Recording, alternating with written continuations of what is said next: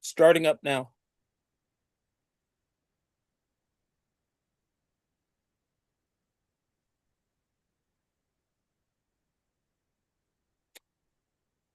Okay, I think we're live.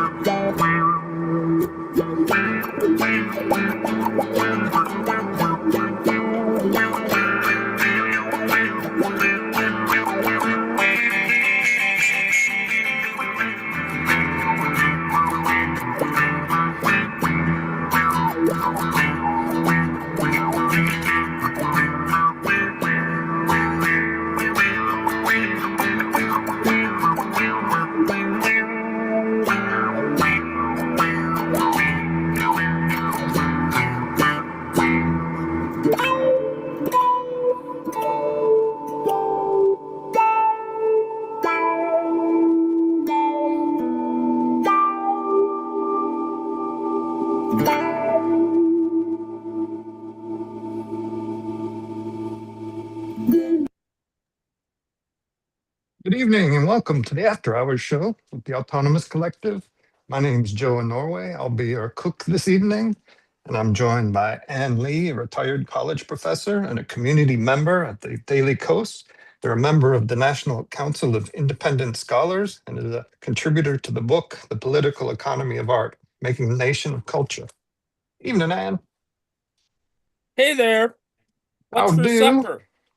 Oh, we've got few things. I thought since last week we hailed Satan, we shall serve Satan up a little treat. We've got, I made another ball of Satan, pure evil, wheat gluten, pure protein.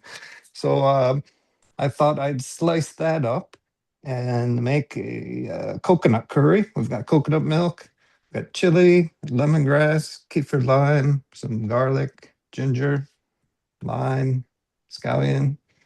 Have some red pepper and green banana pepper. I'm not sure the name of this one. We have a marrow squash that's kind of on its last legs. We've got some issues with transport here and freezing temperatures. I'd go outside and cook in the walk, but it's only -5. So I usually only go out around -10. So you have to wait till next week maybe.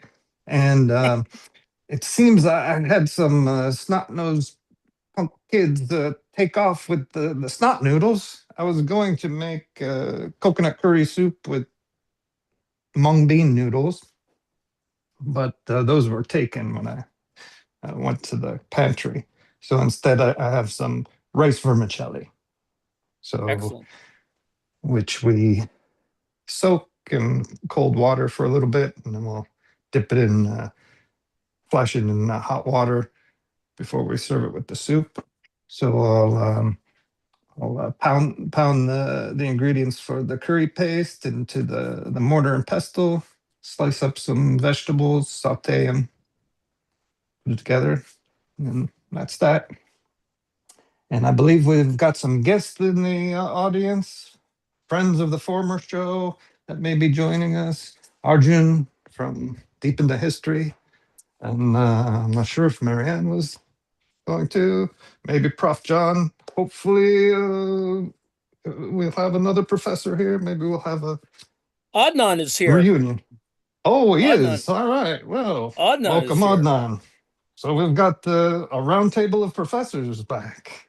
The gang's all here, Joe. KitchenAid, Prof. John. Oh, I Welcome, see welcome. you used the word tea in pistol. Interesting. Huh. You said pistol. Pistol. Yeah, it's pistol. I did. Yeah. Did I? As in mortar and pestle. Says a lot about your character, that, Joe. Pestle. Typical American. Sorry, no, he would know.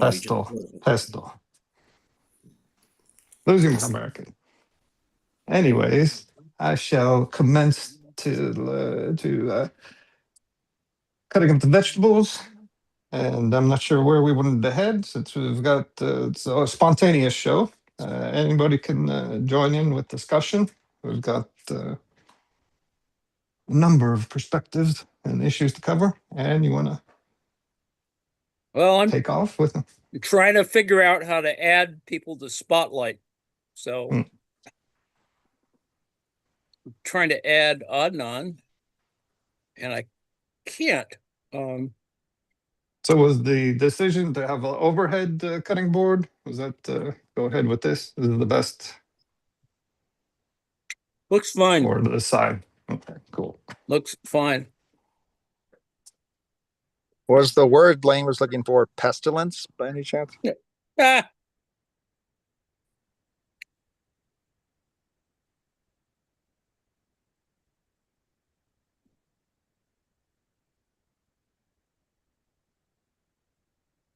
well, that's not going to work.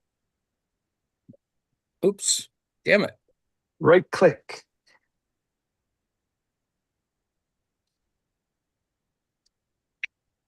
Okay. Well, not being as adept as I should be. Okay, maybe give host to Anna, and Anna could take care of it. All righty.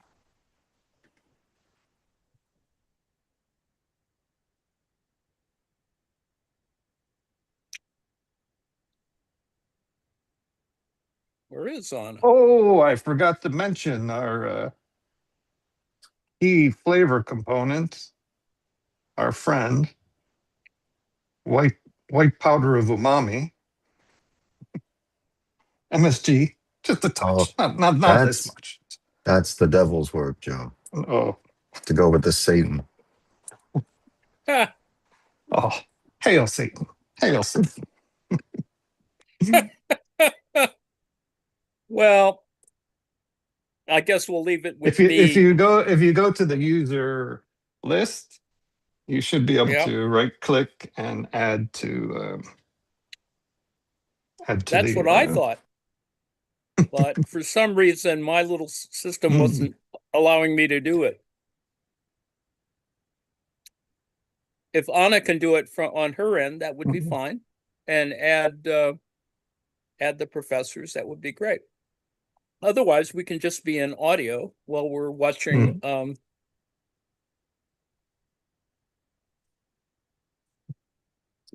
Kitchen ASMR.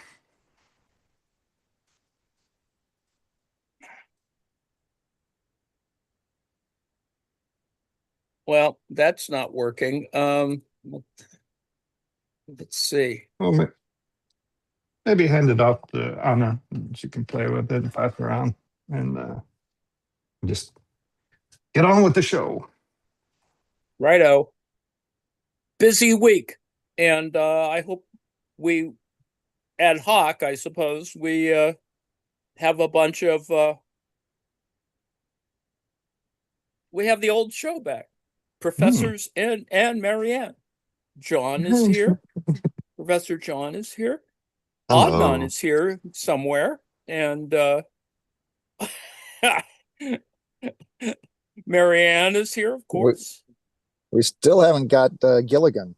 All this time, Still don't. still stranded. We still don't. Mhm. But it's good to have all our folks back. Nice to see everybody.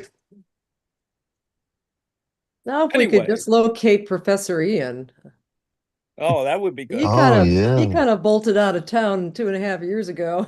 Didn't want to come back.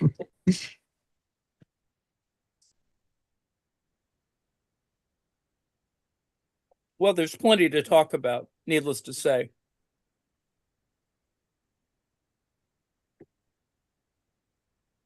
Davos must be nice this time around, this time of the year.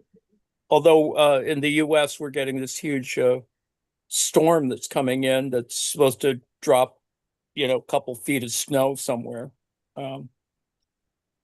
Fortunately, it hasn't arrived here, but it seems to have arrived elsewhere. So we can talk about the weather, if nothing else. the second year in a row, Northern Illinois seems to have dodged the major snowfall. All We that got it. We got snowstorm it is in still hitting. Toronto. Yeah. Well, it's kind of going from the southwest to the northeast. It's so good to hear your voice, Professor Marianne. Well, I don't know why I came out. I guess I saw some email from Adnan this week. And I know that he's been gearing up his show on YouTube. I haven't been watching that much, but I might just be getting old. I listen to Adnan and I just feel I don't have the intellectual bandwidth sometimes to keep up. Oh God. It It's is been a an bit of a interesting week, as fire you just said. hose. It has been a bit of a fire hose these past decade. Yeah, this decade, you mean like since the year started, right? Yeah, exactly. The Davos speech was Carney's speech. While I applaud it, um, it just seems like all of that stuff was apparent to like all of us, like everyone in this chat for ages. Yep. And it's really lovely to hear like libs, like my sister. My sister's an ultra lib, right? She's like literally a member of the Liberal Party in Canada, and I don't want to say too much, but she's up for like a federal judgeship here. Cool. And like she's very honest. Like she's a good person, but she's a straight lib. And she was so moved by Carney's words. Um, I have mixed feelings about what he said.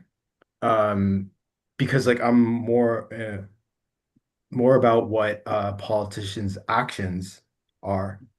And 3 months ago, he basically killed a bill that Trudeau's government had passed, which would sort of not, it would have mildly curtailed the power of American tech in Canada.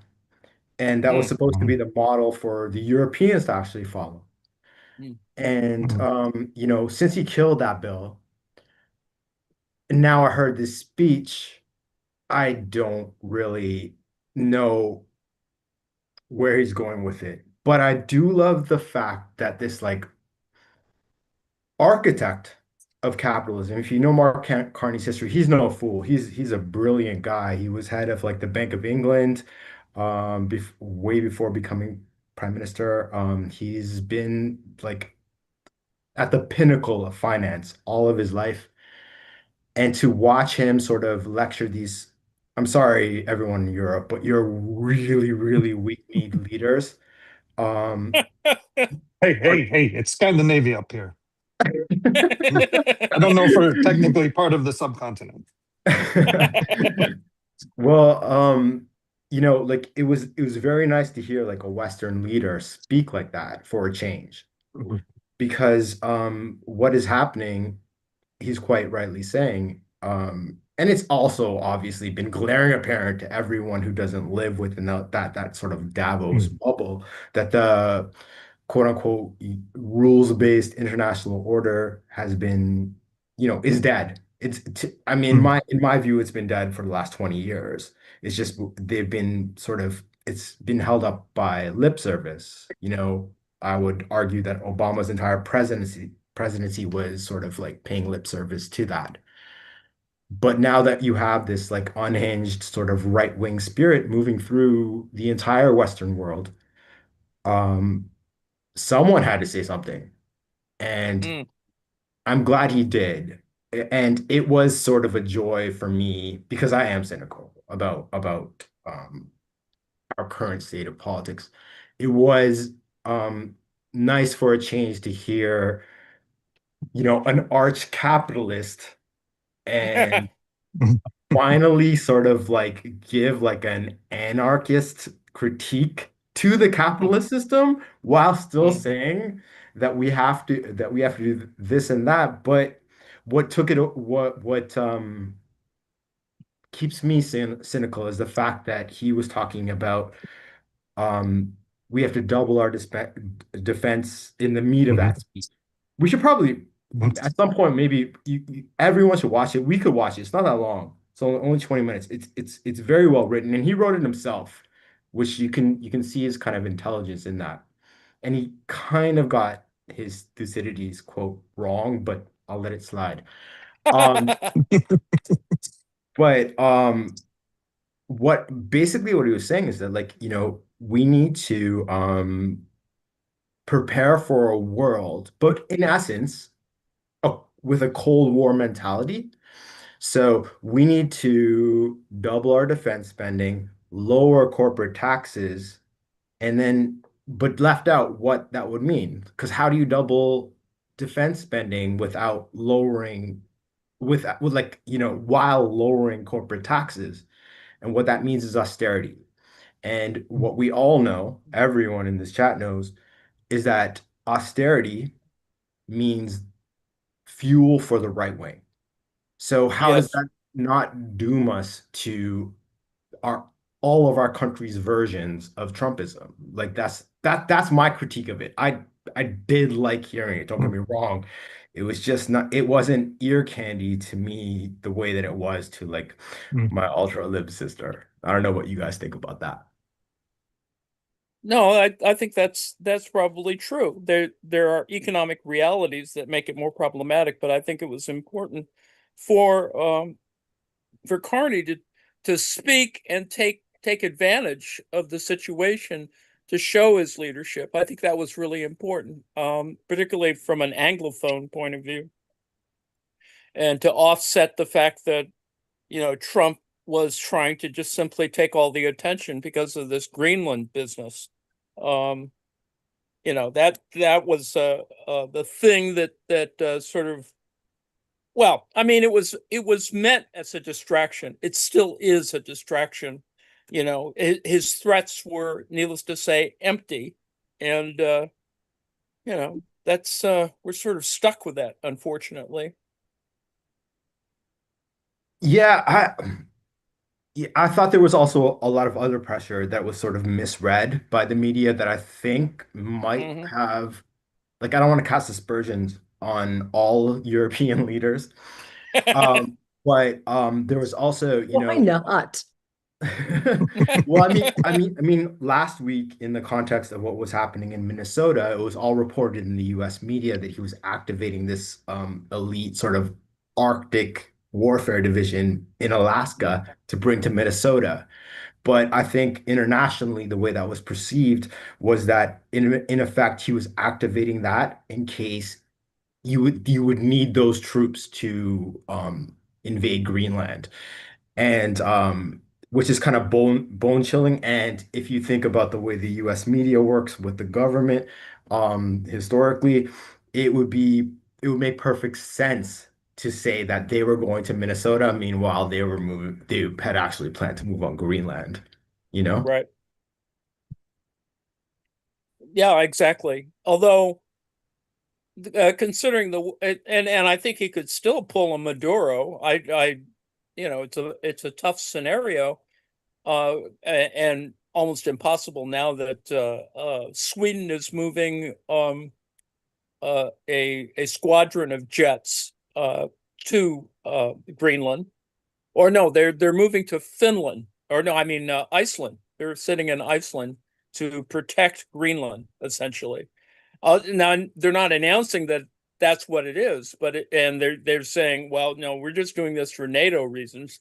But I think that was a one move, and I think there was supposed to be a NATO exercise somewhere in the Atlantic, and so that's coincident as well. But I do think that Trump, in all of his madness, considering that we now have a Department of War, um, that he'd pull a Maduro, try and seize The Norwegian Prime Minister? no, no, No. seize the Greenland Parliament. They could probably do that and hold them hostage, uh, and blockade, Nook or whatever the port is. There's really only, I think, one or two ports in the in all of Greenland. So it isn't a hard deal to take over the country, and I think that that's the arrogance of the United States, that they think they can do this whenever they want to.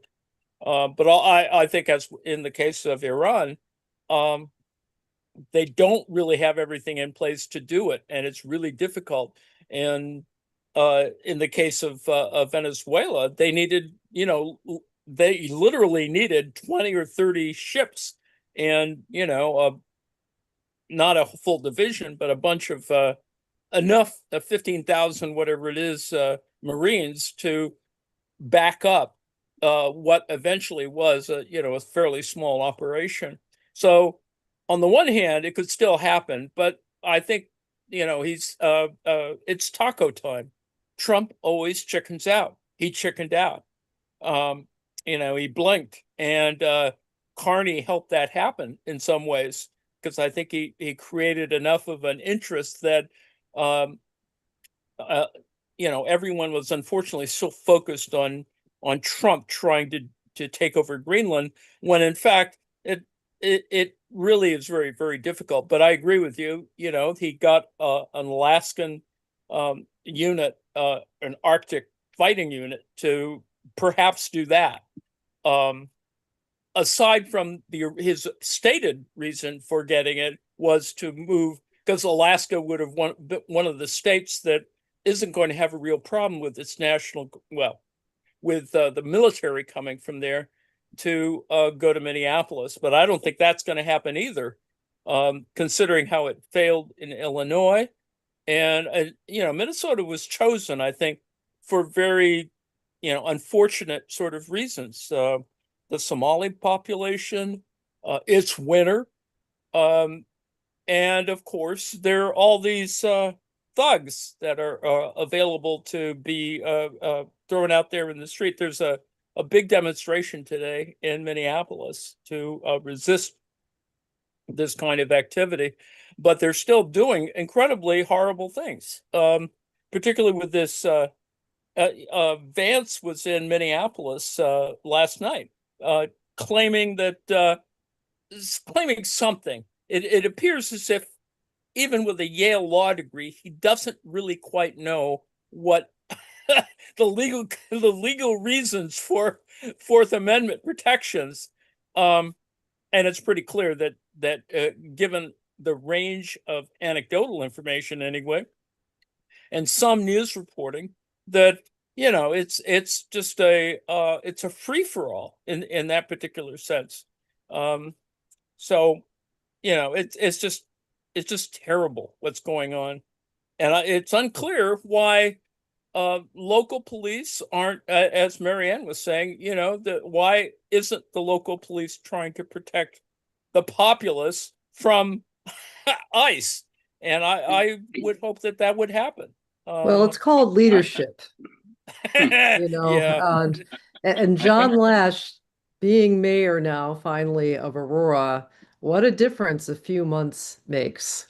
Mm. With somebody who's just so tough skin and is just basically focused on what's good for a community. And you can actually bring people together. Because quite frankly, even I would say a lot of the cops in many of these, even the Democratic cities, are probably on the side of a lot of these ICE thugs.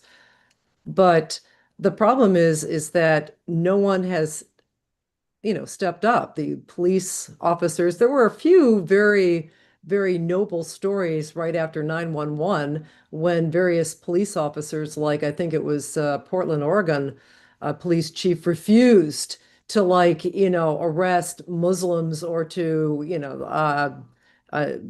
ID check Muslim citizens in that city. Saying, Yeah. hey, the cops bothered me all the time because I was a black kid in a white city and I hated the cops and I'm not going to do that. And so there were many instances of real leadership over 20 years ago. Mm. And I think John stands out as, a way a city can deal with, these guys. But Yeah. but these guys will do what they're told to do if there's no coherent pushback. Yeah, From other authorities. it's problematic when they try to do a surge because they have what 3,000 or 4,000 ICE guys or custom border patrol people there, and only in Minneapolis anyway 600 cops, and it's just uh, I don't think that they would be able to muster more than 1 or 200 state troopers. And so ultimately, it is about the governor calling out the National Guard, which he has said he might do, but it hasn't happened yet. I think Vance was very clear in his statement about Fourth Amendment. He basically said that if they want to bust into somebody's house, then an ICE person has to take a piece of paper, write the word warrant on it, and hand it to another ICE person, and then they have a warrant. Oh, I think that's pretty God. clear. Oh, man. It's just that tragedies could occur. And I wrote a thing, I haven't published it yet. Minnesota doesn't have a stand your ground law. It has one, but they do have the castle defense. So at some moment they're going to do something stupid, which is what they've been trying to do.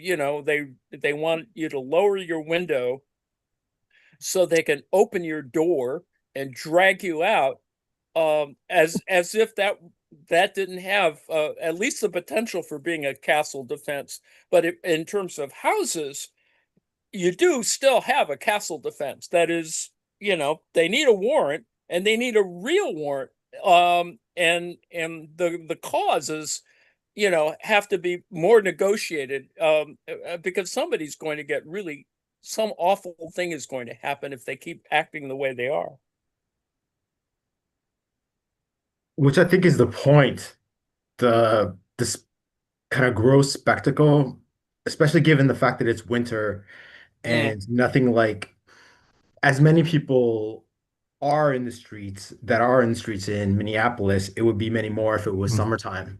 And it'd probably be like right across the nation. Yes. But we're in a much different time than 2020.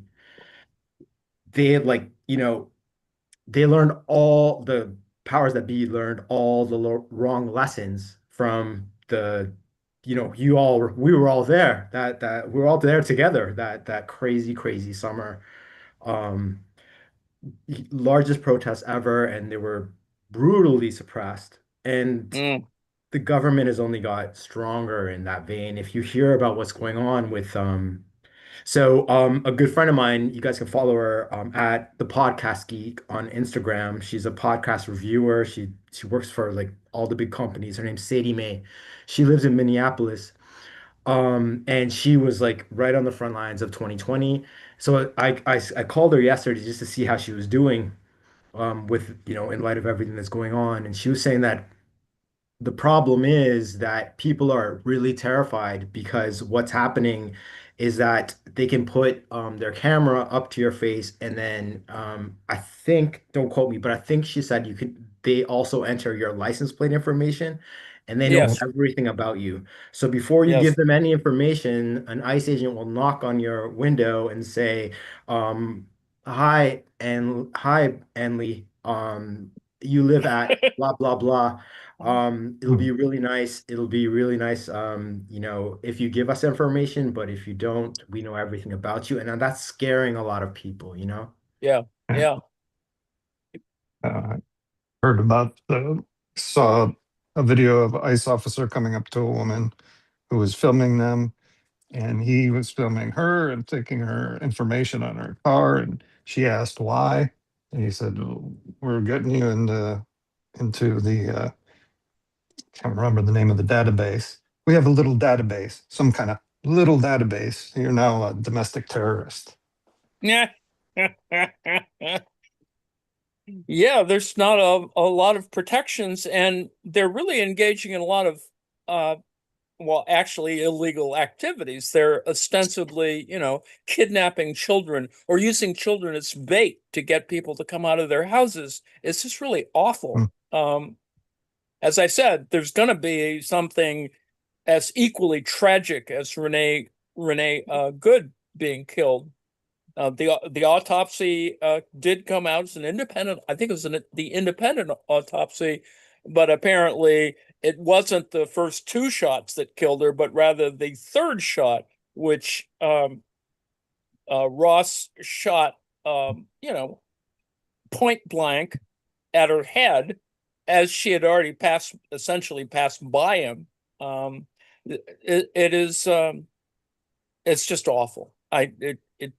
But probably unexpected, because I think that they thought they would be able to sort of intimidate the Minneapolis or the Minnesota population in such a way that it wouldn't be problematic, and it doesn't have the same kind of elements, and as Arjun was saying about the summer, it didn't have the same quality as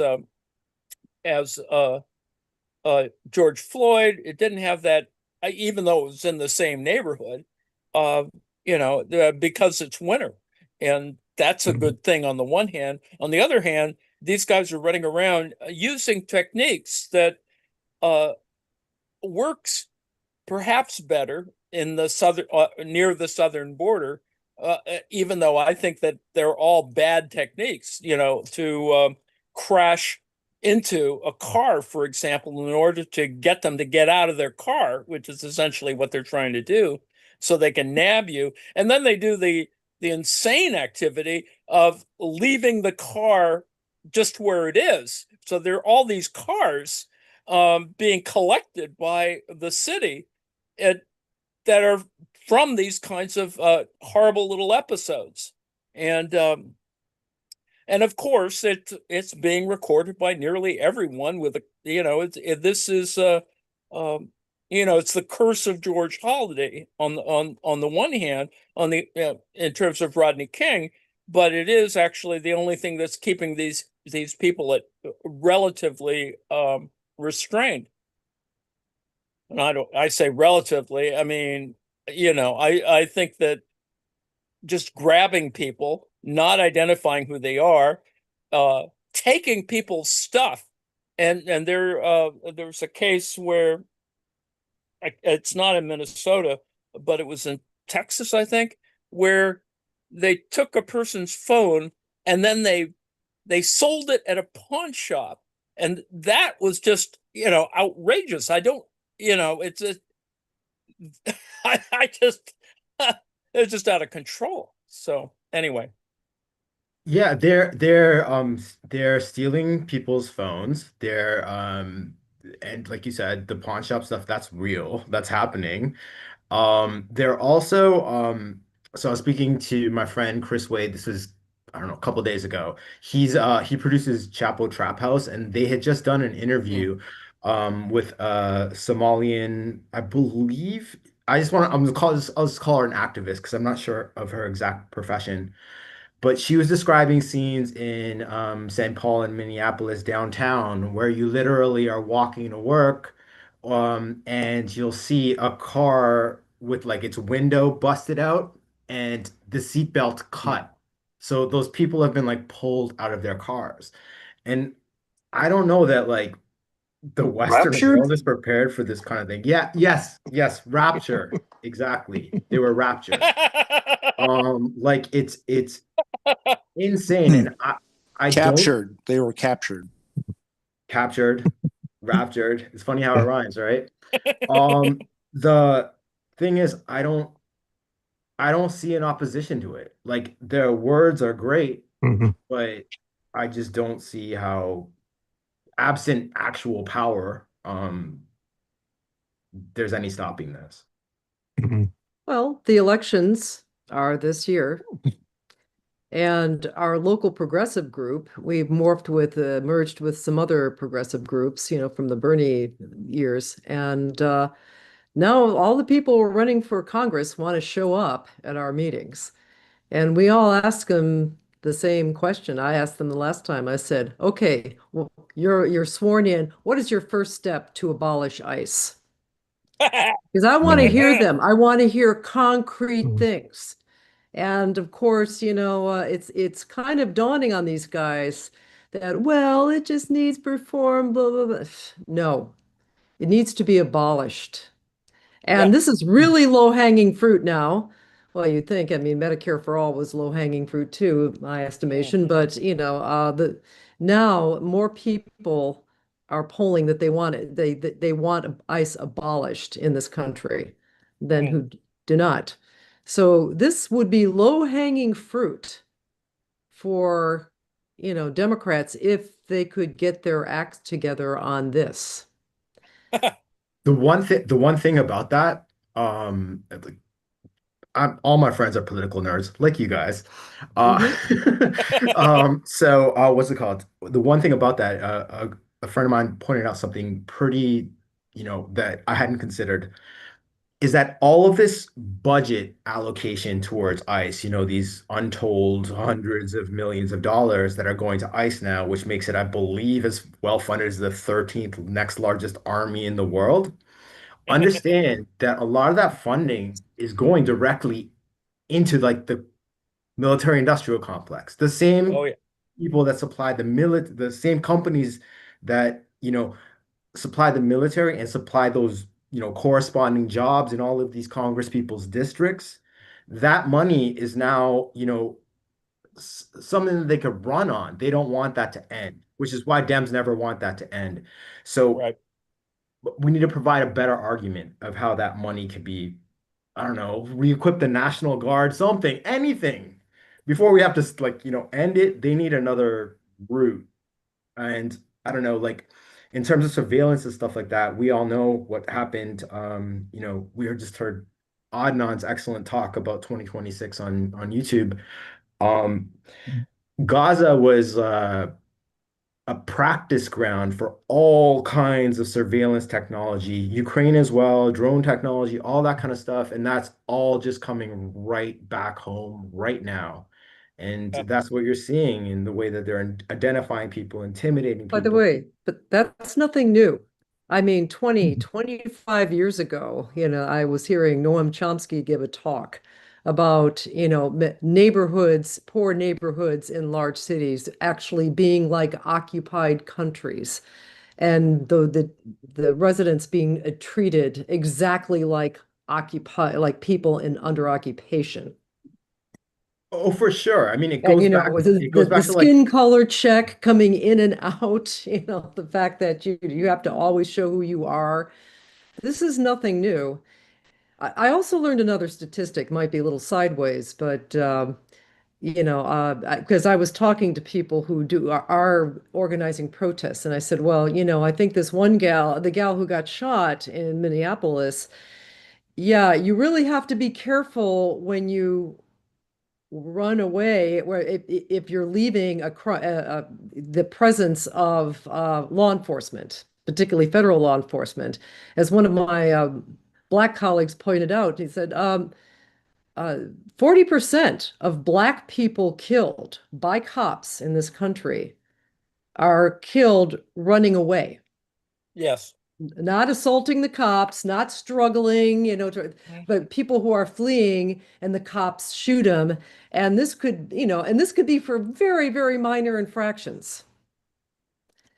That's kind of an eye opener. And so, so a lot of these guys are saying, look, they feel that some of the people who would want to be suburban political activists suddenly have to understand the reality.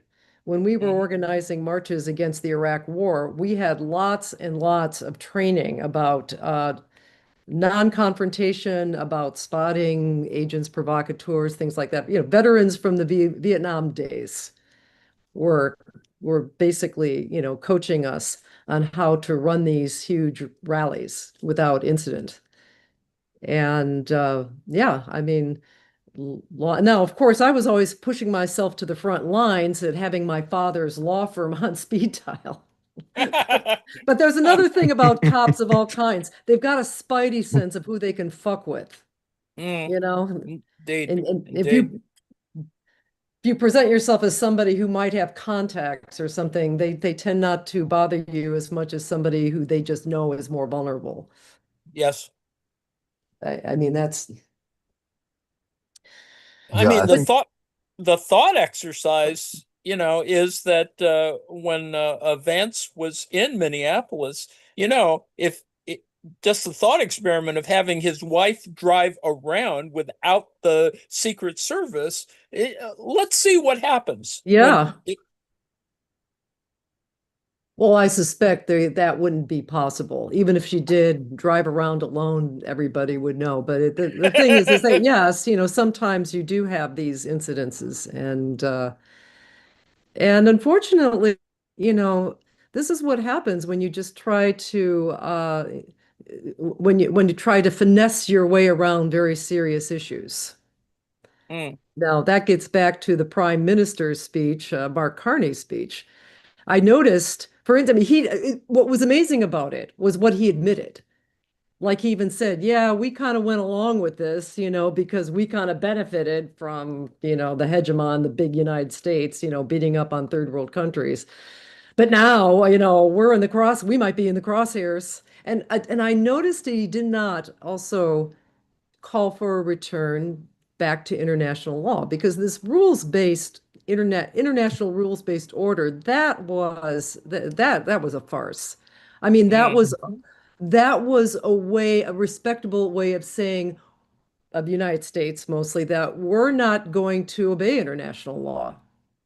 I mean, there's just a new reality. That's how we've been able to get away with everything from the bombing of Kosovo to all the bombings that we do in African countries to the Iraq War to, everything, to all the governments that we try to overthrow. That's the rules-based order. And he's like talking about, well, maybe all the middle countries can get together and, continue this plunder, continue this thing. But, that's why I thought it was very remarkable, because he was actually kind of being honest. He is certainly not calling for any kind of international law that would be applied equally to all countries. He's arguing just for different collaborations against the guy that might be turning on us, that we went along with for decades because we thought it benefited us. It's just astounding. But, like here, I mean, it wasn't just a bunch of lefties being obnoxious when they were really taking Obama to task for doing all the shit he was doing, for bombing these countries, for, basically calling the National Guards on the pipeline, protesters. Mm. And, against companies that were blatantly violating federal law on Yes. environmental regulations. So, a lot of lefties just kind of, let that slide and let that slide and let a whole bunch of other things slide. And then you get a real maniac like Dick Cheney, or an even, crazier maniac like Donald Trump. And then you see how ugly all of that is. You realize what you've allowed to have had happen. We don't need ICE. We need to return back to, old laws regarding border and customs and refugee. Mhm. It was just a bad scene to have all of that stuff, clumped in with, war on terror type Well, structures.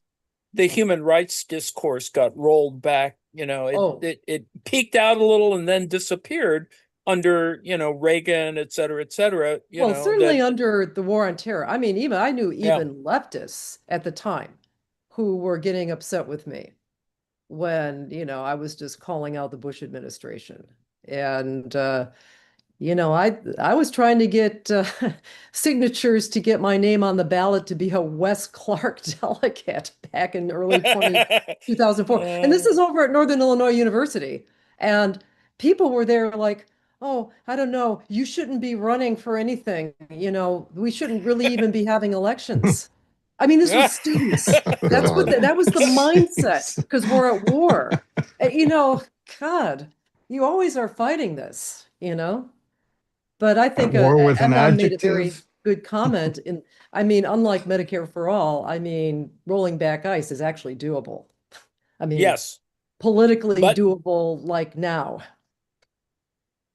the Democrats are in a tough spot relative to the budget. There's going to be a budget vote coming up, And it would be nice to start rolling back ice, but I don't think that's going to happen. Oh, they just voted. There was 149. Well, that was the other day. There was a ice budget. The vote today was for the defense budget, but there were like 7 Democrats that went along with the Republicans. Yes. And it's Yes. not about just primarying this Democrat or that Democrat. The problem is for 20 years or more, there have always been just enough Democrats that can override a handful of Republicans that might be having some moral qualms about whatever their crazy shit their party is doing.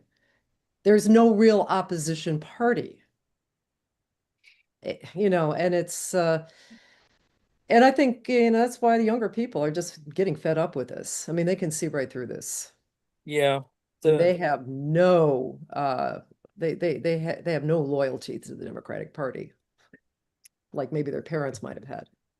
Well, I was reading yesterday from a journalist that had just arrived into Minneapolis, and she was uh, uh, telling about some person saying that ICE made a big mistake. They've invaded, like the Nazis, they've invaded winter people in the middle of winter.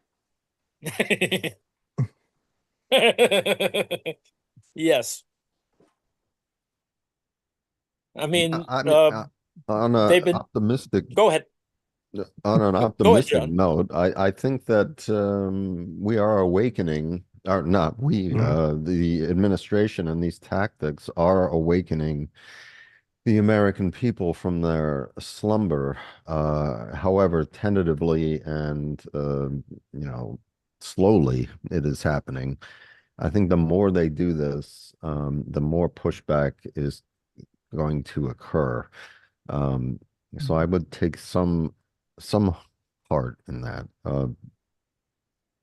And you've really got to push the Democrats, because for better or worse, and definitely worse, so that's the only opposition we have that's organized. Yes. We need to organize outside of them, but definitely push them and say, Medicare for all is not radical. It's what's needed. We've tried everything else. It's been a failure. It's bankrupting the country. Abolish ICE. We don't want any half measures here. And by the way, not only abolish ICE, but reform the entire law enforcement apparatus in this country, and provide protections for citizens, for anyone in this country against the kind of tactics that have been used against minorities and vulnerable people. All of this stuff has got to be addressed, not just abolishing ICE. Well, it's been built up since 9/11. I mean, DHS they have the biggest infrastructure of any agency in the federal government. I mean, just physical infrastructure. They have, it's the largest agency, aside from recruiting, thugs off the street, essentially. Right. And border and customs should be put back where it was before that happened, which was in the Justice Department when it was the INS. INS, yes. Yeah. It should not be part of Homeland Security. And we should actually, abolish Homeland Security while we're at it. Indeed. It really gets old Professor telling Bick. these people what you want. They know what we want. But why do we have to keep doing this shit? Motherfuckers, they know what's going on. Professor Bick, this is Senator Chuck Schumer, and I just want you to know I have written numerous strongly worded letters to the administration. I am not sitting on my hands. In fact, I'm in the middle of writing yet another one this very evening. Let's all send him a letter that says, "Get the fuck out of the office." Yeah, that's the other thing. You got to talk to talk to your senators and say, I have Chuck sent Schumer that. is not fit for purpose. No. He has to be removed as the leader of the Democrats in the Senate. But Yeah, Chuck, we're I doomed. appreciate your letters. They're really awe-inspiring.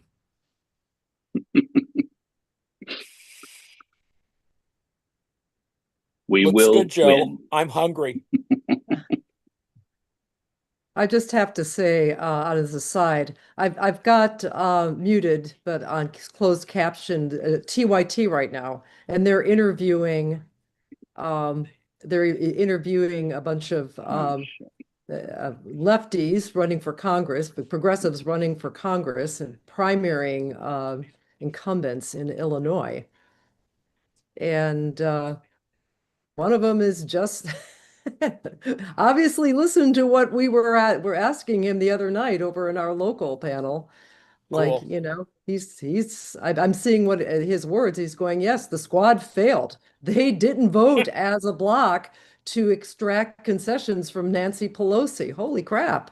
Is Marianne actually running? See, you can have effect. I mean, it's but maybe it just took people long enough because, hey, look, I voted for Obama twice and I was making excuses for him, right up until about 2012 or 13 when it was pretty obvious that, maybe this guy wasn't who we thought he was. And Well, it takes time. there's just a lot more corruption. I mean, anyone watch? I unfortunately watched the entire Jack Smith hearing uh, 2 days ago or yesterday. There's some really terrible people in the GOP who have wound up in Congress. I mean, when you look at their backgrounds and how they got there, it's just they're just much more rigid than they were before. I mean, well, you go to the 147 Republicans who, help vote for essentially overturning the election, on January 6th. And a bunch of them, well, a couple of them are on the Judiciary Committee, but at least 100 are still in Congress, and they really should not be there.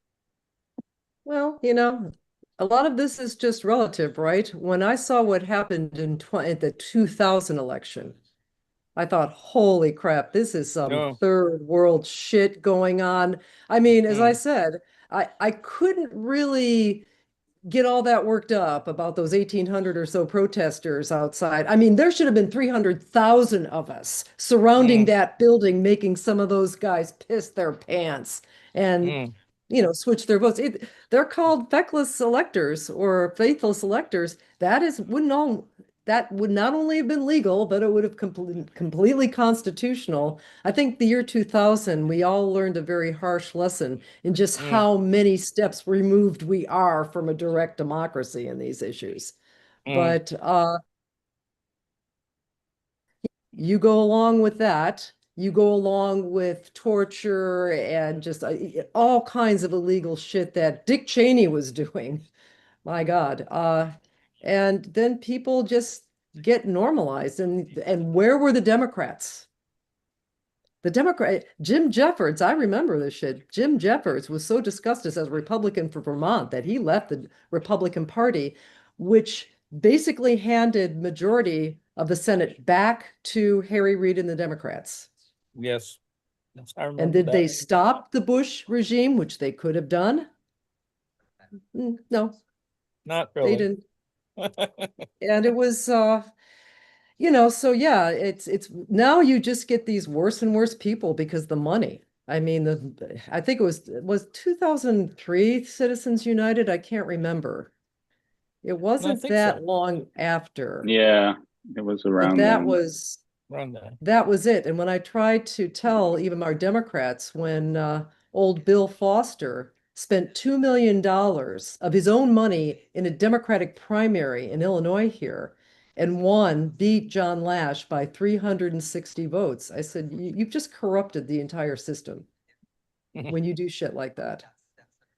So, I think I'm just sitting here watching now younger people being much more demanding. I'm old and jaded, but there's a new round of elections coming up, and there's a new round of candidates, and they are much more demanding than, us nicer Bernie bros were, 10 years ago.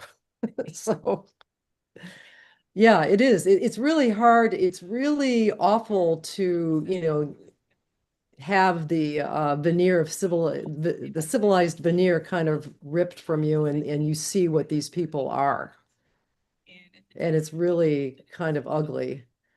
On the other hand, I'm It's watching not. It's Vietnam not just the War people. documentary. I'm watching this Vietnam War documentary that's on Netflix, which is actually really, I'm surprised by it. And I'm going, oh my God, it's so, most of this was hidden from us at the time, but wow, I mean, there was fucking Hunger Games going on when I was a kid in my neighborhood as people were up watching to see whose name was going to get drafted to go off and fight the Hunger Games in some distant jungle someplace and come back dead or,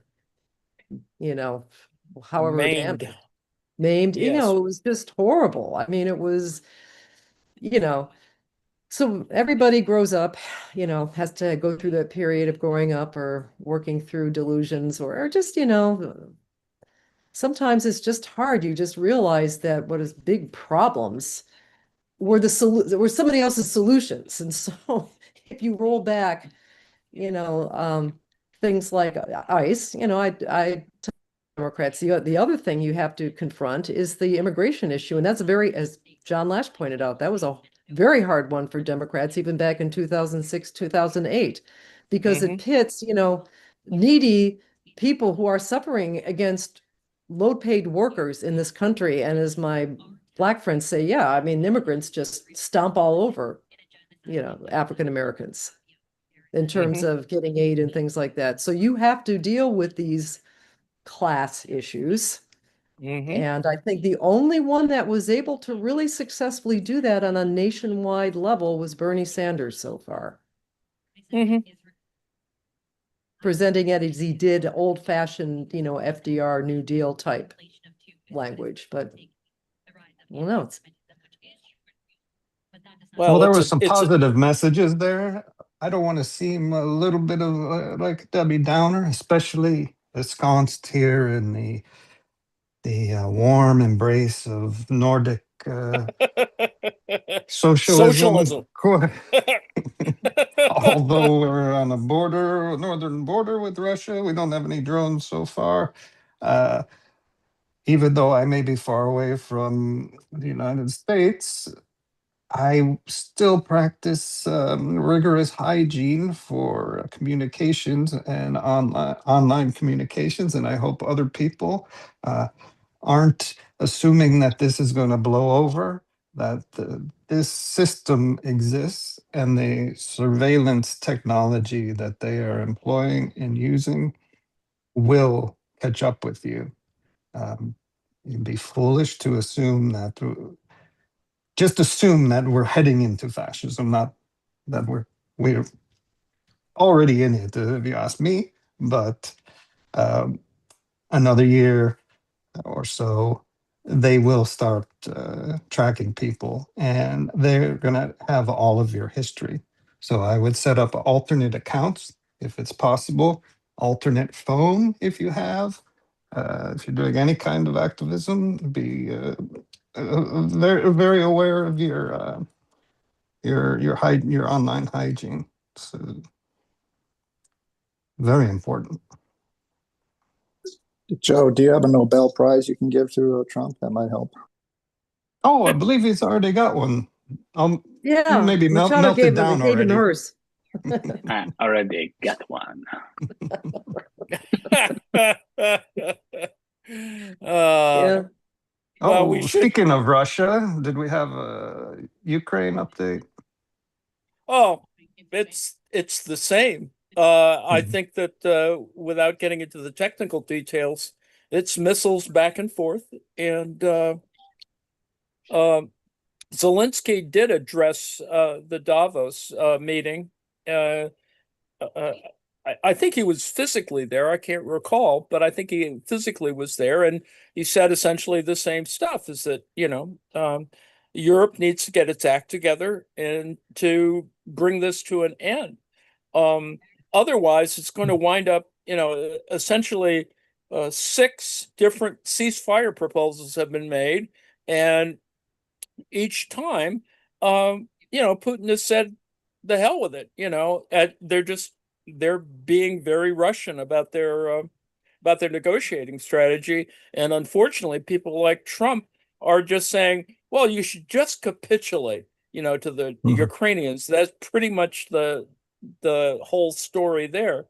On the other hand, there's a lot of militarization going on, and it is the military industrial complex for Europe. I mean, you can see that in the UK. They're shifting a lot of military budgets, and there's a lot of other things that are going on in the background aside from these drone things that are. I mean, they caught it was a couple of weeks ago. They caught a platform that was on the Rhine. It was on the Rhine, I think, launching drones into Germany, and it was a bunch of Russian. It was Russian related, so it was pretty. And there's this whole story that they've been doing these little. I can't remember what the name of it is. It's a particular. They have a name for the operation of launching drones into Europe. So there's that. It's like a dry Um, run.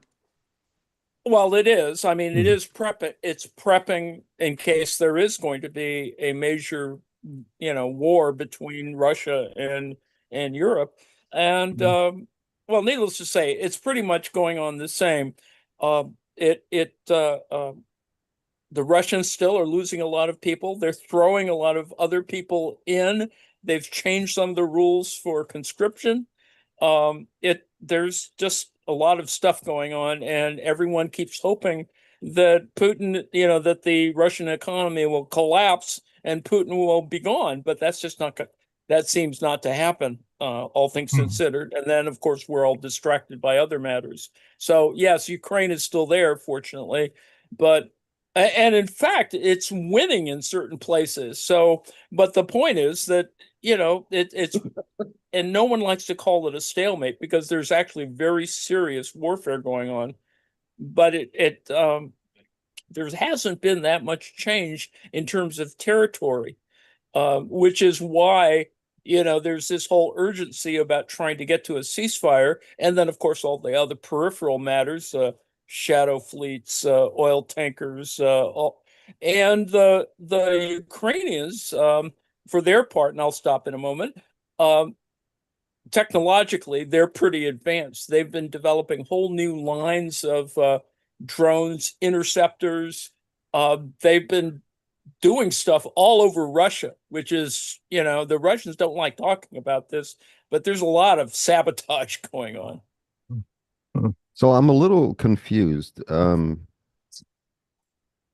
You just said that very little territory changing hands. Russia has been at this for how many years now? Three, We're up four, year four. We're in year four. four now. But Russia's going to invade Europe. Well, Could Well, you they have please, that already. could someone please, explain those two phenomena to me? well, the it's not like they're going It's to do ridiculous. it's not going to be World War III. It's going to be that they're going to seize Estonia, or they're going to take a Baltic state, Northern, Are they going to or they're open going up Norway. another front in this war that they've been unable to prosecute for 4 years well, against the entire part of it combined is. forces of NATO? Well, that's the issue. That's the only thing that's keeping, Article 5 is kind of the only thing keeping them away from doing something serious.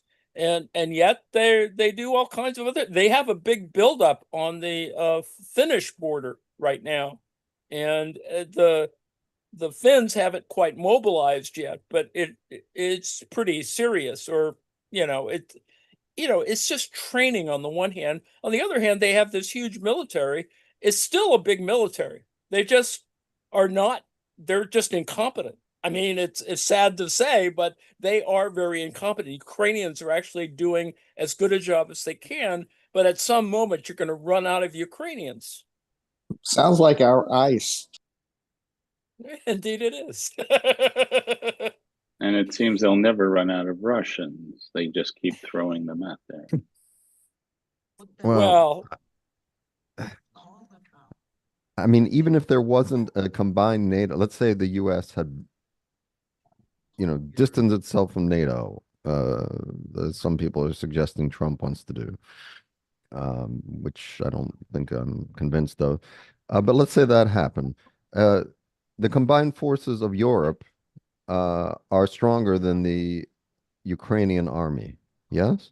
yes, indeed. Okay. So again, I do not see an actual threat to Europe here. What I do see is a threat that is being hyped in order to destroy social democracy in Europe, to Oh, destroy yes. the welfare states in Europe, and to create an industrial warfare complex in Europe like the one we have in the United States.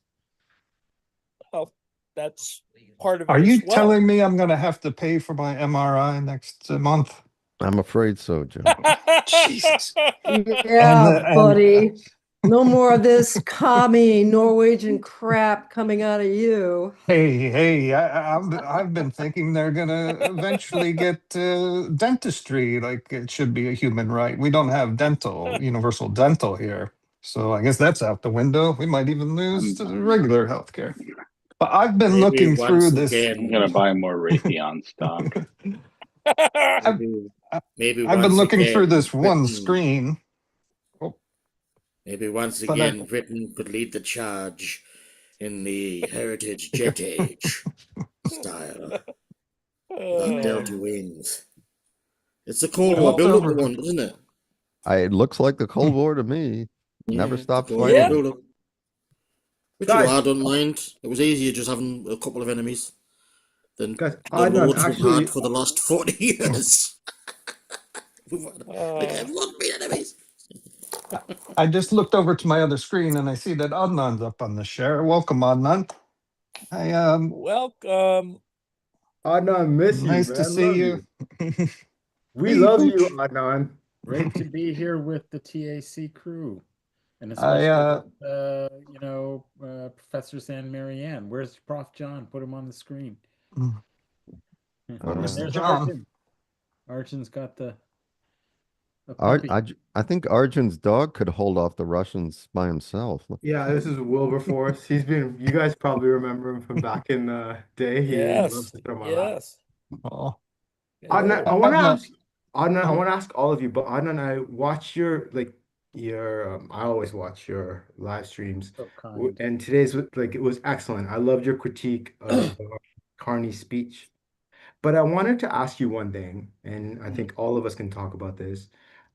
During one, viral sort of segment of it, he was talking about the greengrocer.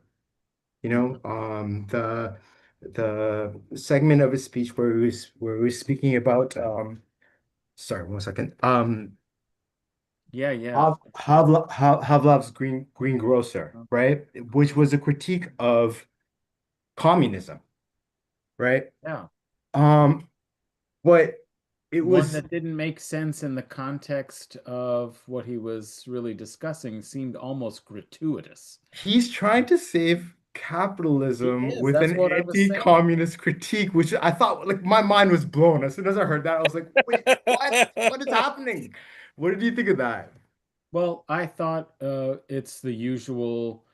I thought it was like useful deflection from actually making the real connections, which would have been to actually say what I just put in the chat, which is that maybe Canada is Poland, Greenland is Sudetenland, and Trump Indeed. is, Nazi Germany, and he wants to kind of flip it and say, oh, yeah, we've kind of been going along with this system that we, know was really wrong and false and was sort of hypocritical, but it had some benefits for us, and we went along with it.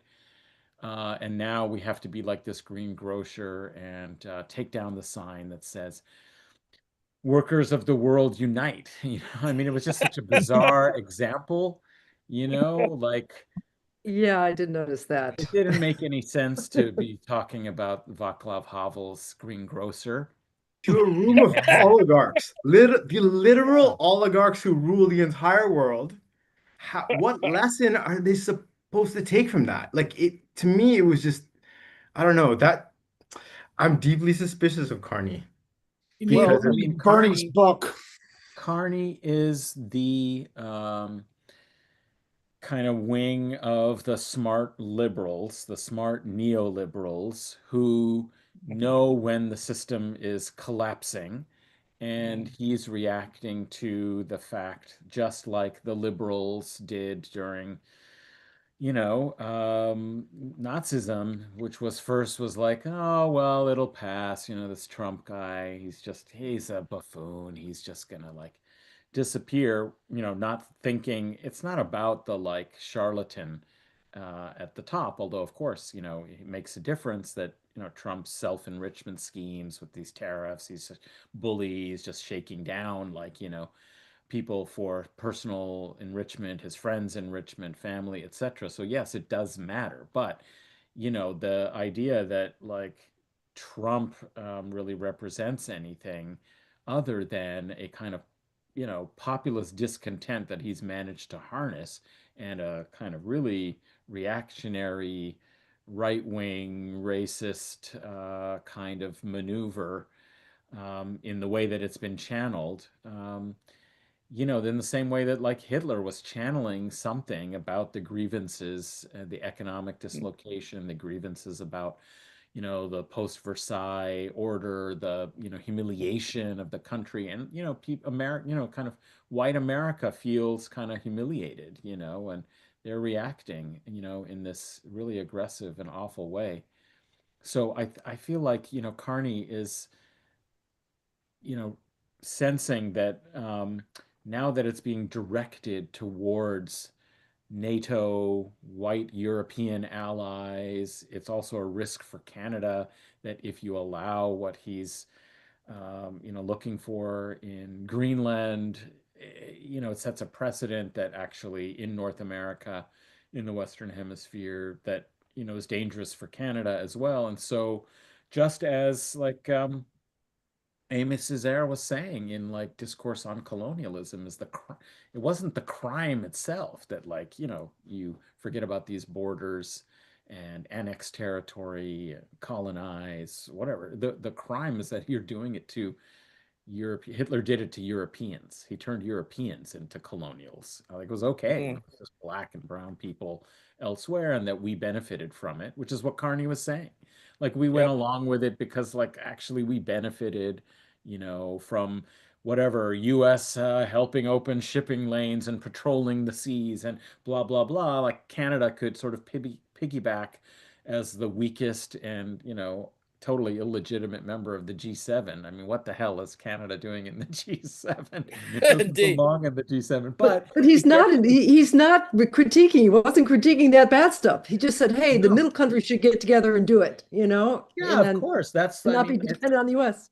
well, yeah, that's exactly it. It's it's like like now it's like, we've got a problem. Like Trump is going too far in the way that Hitler was going too far, but like we need to find a system where we can kind of perpetuate this in a different way. yeah, it was strange. Suddenly, like your words about us being Poland, I'm sort of feeling it right now. Yeah. Because It's cold. it We've been really kind of threatened makes by this sense. aggressive neighbor. That's dope. But it was epically strange because in essence what he was proposing was, the post World War II, post-colonial third way, Yeah.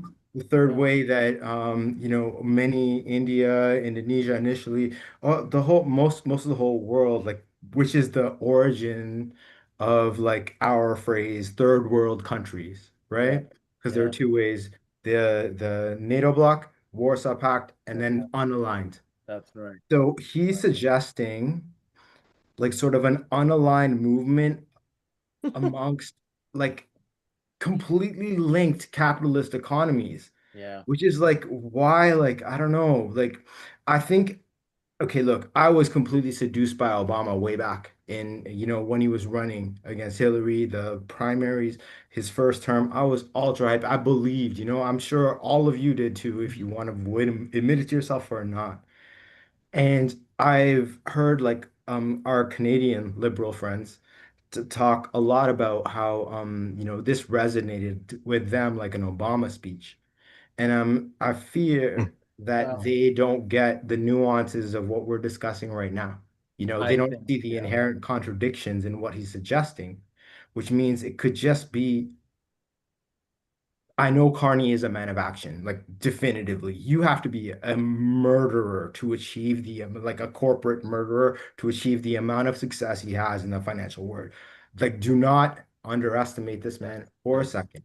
However, I don't, I just, if this is Obama-esque, um, you know, lyricism in words to sort of inspire, absent actual a plan of action. Wow, you sound like Poilievre, I thought Poilievre said the same thing. He's like, oh, If if nice I was a words, but we conservative, need I'd be action. prime minister right now, Adnan. If I was a Uh, conservative, if I had no morals, I could wax lyrically about it uh, too. You've got Well, me but floating, no, you're Adnan. Or yeah, Arjun. yeah, yeah. I mean, I think yeah, to see the thing is he's it's going to play well domestically, and all the people that you're saying were impressed by his speech, both domestically and internationally, are people who would like to forget the actual kind of conditions in the world and maintain the sense that Canada is a nice country. We're not like the US. And even if there are kind of problems, it belies the history is basically we are a kind of liberal version of, US settler colonial Western country.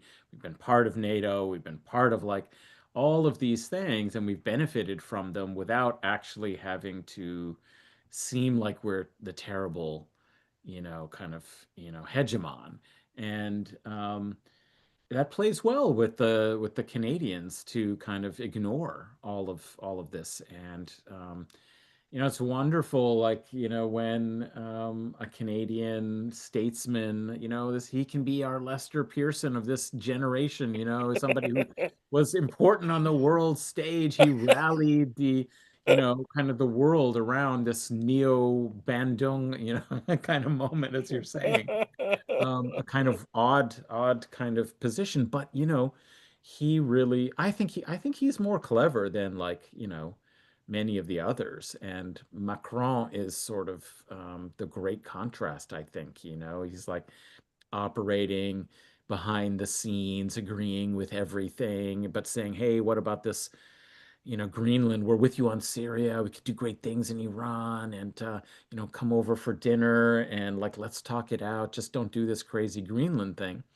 Whereas Carney is more intelligent in some ways to say it's not really about the backroom thing now, because you're not going to have any influence. None of these people have any influence over Trump. Like, but what you can do is try and build some different alternative kind of arrangement that maintains what's important about the capitalist order and the international system, um, but in a new way, in a different way, and try and wait out the Trump era, you know, and constrain it by, like, putting in place. I think actually what could be very interesting is this China. I mean, how far is this strategic partnership with China really going to go? And People are very, very happy.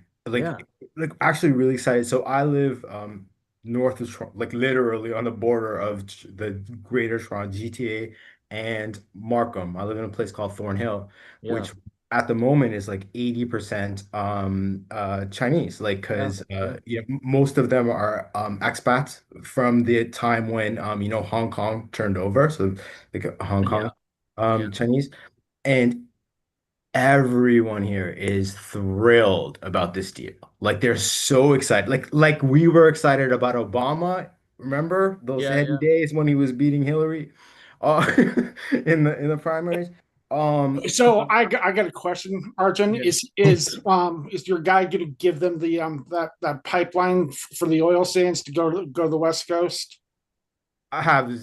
That's going through. Like Adnan, you Yeah, think this, right? that's a Come on. fucking disaster. There's no way they're not going to Yeah. do that. They can't. The thing is, we have like sort of a tenuous situation in Canada as well. And Adnan, please, if you disagree, tell me.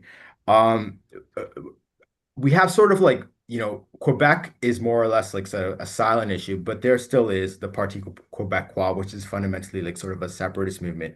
And we have this nascent thing in Alberta. It's not nascent really, it's been there since the 70s, but we have this very sort of like separatist sort of movement going on there. And the thing is, the only thing that Alberta really has in terms of financing, like its capital, really, like Calgary, where all the money is. And it's very much akin to like Texas. Like imagine Houston and Dallas were going to just like fall apart and become shanty towns because suddenly there was no money in Texas. And in Alberta, unfortunately, the money is all in the oil sands. And Yeah. China needs oil, right? Because by this sort of like the what has been happening with the Middle East, we're trying to completely choke off Iran from supplying oil to anyone. And now with Venezuela, China desperately needs And that. that is Right. why Mark Carney will support war on Iran. Hmm. Okay. In That's the bad. same, yeah. This is That's Canada brilliant. I benefited. didn't even think about that. That's Yes, brilliant. because Canada benefited so much from George Bush's Hmm. Iraq War, Afghanistan War, global war on terror, because it drove the price of oil so high that it became profitable to actually process the tar Or sands. Like science. when they falls lower than a certain point, it's not, cheap oil is deathly for the tar sands Alberta economy.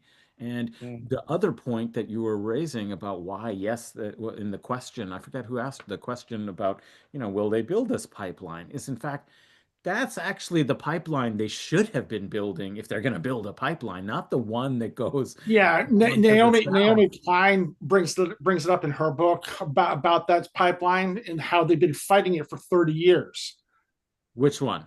The pipeline going over to Vancouver Oh, on the yeah, West yeah, of Coast. course. I Yeah, mean, because it's an environmental catastrophe, yeah, of Yes, really. course, it's a a fucking terrible really catastrophe. environmental catastrophe. But if you're talking about national infrastructure, something that actually creates a need for the nation to actually exist and cooperate and all of that, and to quell separatism in the West, that has emerged, as Arjun was saying, last several decades.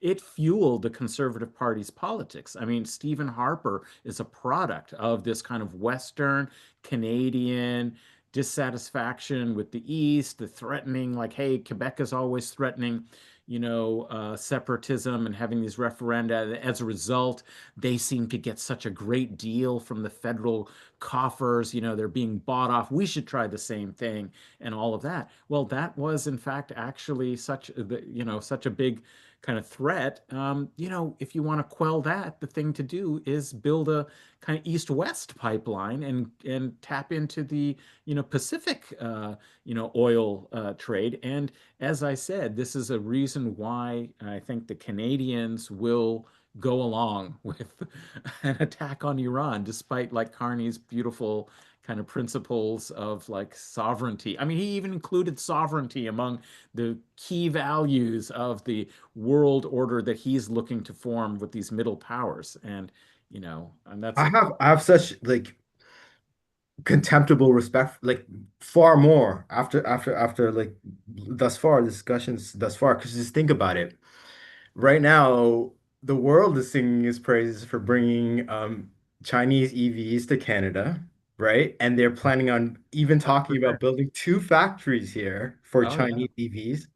Mhm. And in the background, this And they'll pipeline is sell going to them to get finished, America in the future. and he's going to sell the most disgustingly polluting oil ever to Yeah. China. Yeah, So that's he's right. doing the two things at once, which makes him the king of the neoliberal. So do not underestimate these people. No, no, So it's pretty, it's good. Yeah, I It's like good. think that's you're It's that's very right. good. I think the that's It's very good Keystone, politics. It's I very think good politics. the Keystone Pipeline, I mean, one route that was going to be an environmental disaster possibly for US didn't go through, but I think there's still a big chunk of the Keystone pipeline that's actually operational, right? So, Well, that's oh the yeah, thing. I mean, they've had a lot of. I mean, this isn't the only pipeline that like Right. services the U.S. And it- energy market. It's been historic. Canada is a colonial kind of type supplier of raw resources for the U.S. economy, whether it's timber, cattle, it's all Electricity. commodity, Yep. uranium, from uranium mines, electricity generated by, hydroelectric power and oil and gas, and it's all been going south for US kind of consumption. Water, that's another thing that we will be sending, Yes, no doubt. my computer's being powered by it right now. Yeah. I believe Kelly might have some information on the pipeline. Kelly, were you going to speak up? Uh, yeah, I don't have a lot of information, but I do know that Keystone XL was the second of the Keystone pipelines. yeah. And there is one that runs through Nebraska.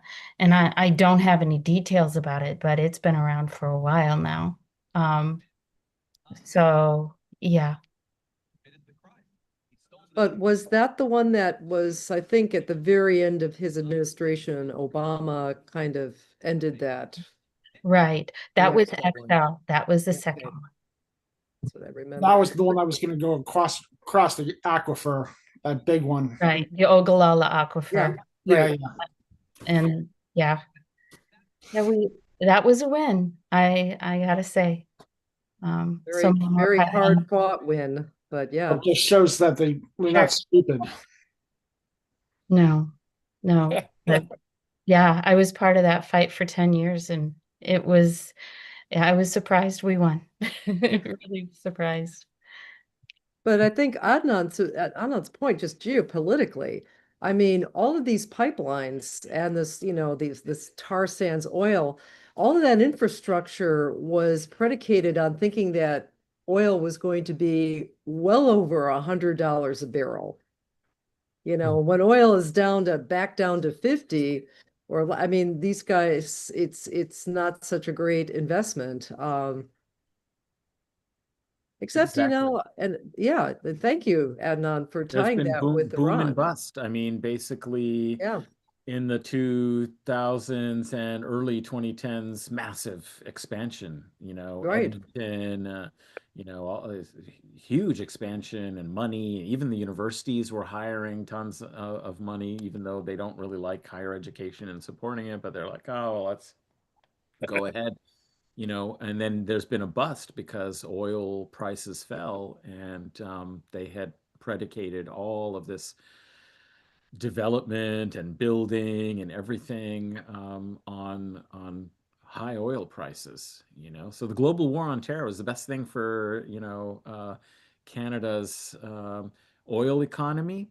And also, it's like the Canadian dollar was really strong during Yeah. that period because it's like we're like one of the Gulf monarchies, I mean, oil prices fell and, now it's only like 70 cents or whatever to the, 70 US cents to a Canadian dollar. Whereas there was a period not that long ago where the Canadian dollar was stronger for a period of time than the US dollar. And it all had to do with the high price of oil.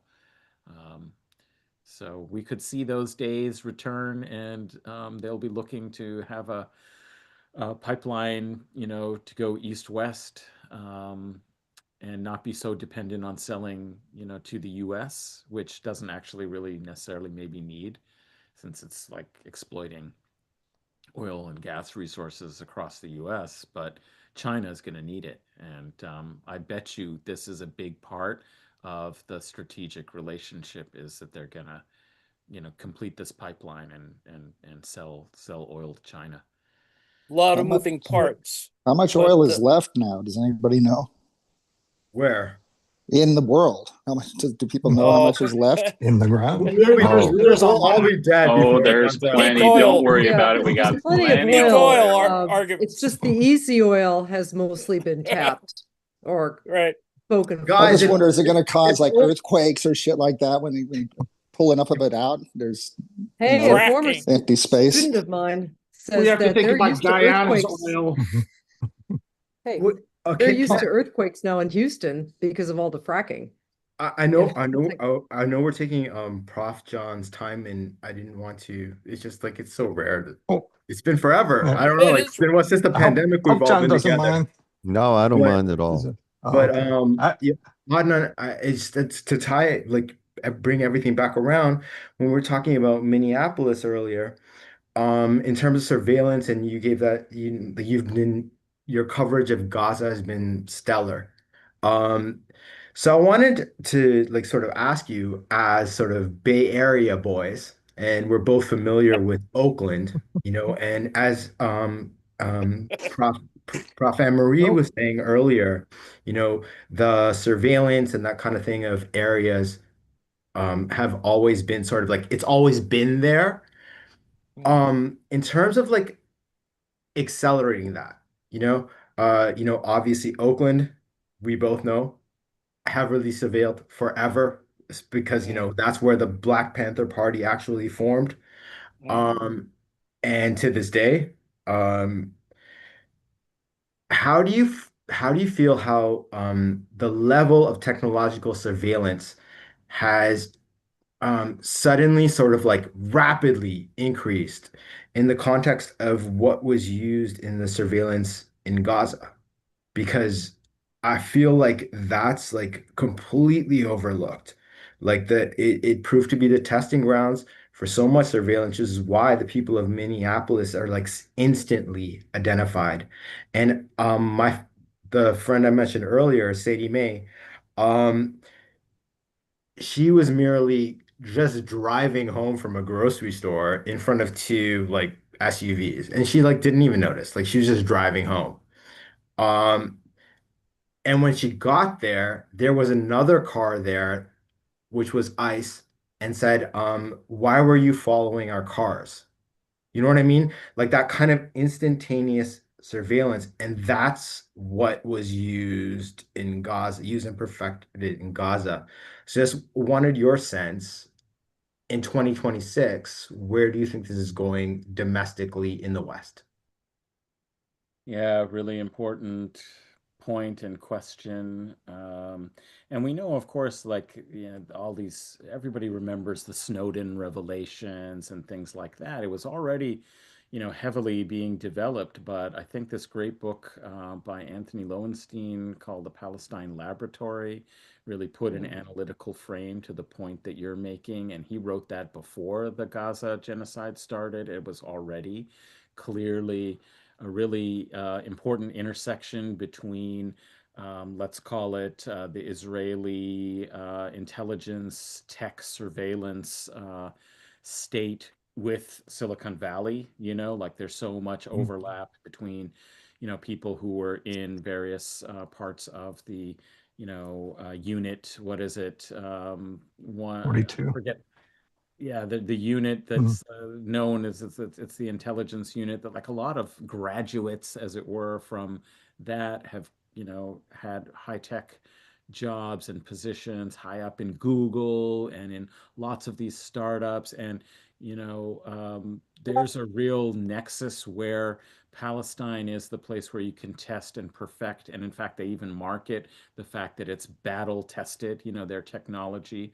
And so the model that we're seeing is of creating a surveillance society that's being sold as the way to protect a kind of privileged population, you know, the garden that's surrounded by a jungle, and you need this kind of fortress.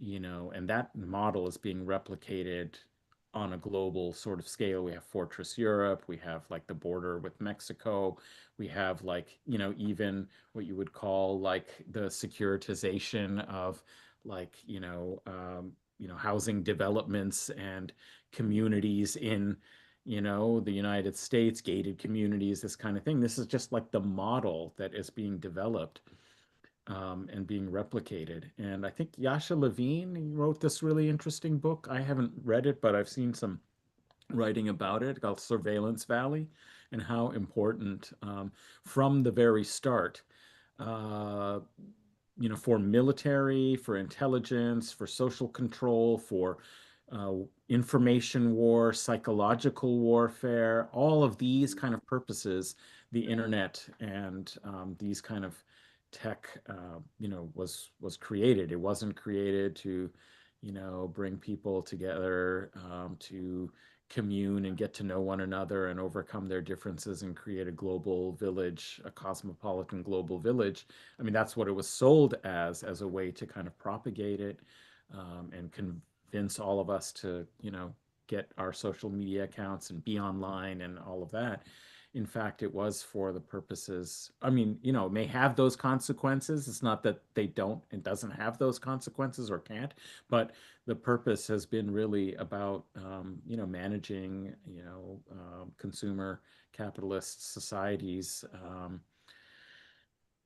and monetizing, that control. And so I think we're just going to see what I want. What I had a session with a guy who's a kind of radical computing person about AI and other aspects of big tech and surveillance on office hours, like in late November, Syed Mustafa Ali.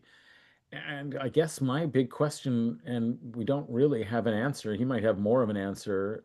I'd love to talk with him again, is like, well, what kind of resistance can one have, to this now? Like, this is, I mean, Nate put in the chat, I think, a good point that like they have access to all of your online activity now. So unless you decide to kind of go cold turkey and live in a cabin in the woods away from the city that you have spent all of your life in, like you're stuck. They can use that for identifying you, predictive patterns.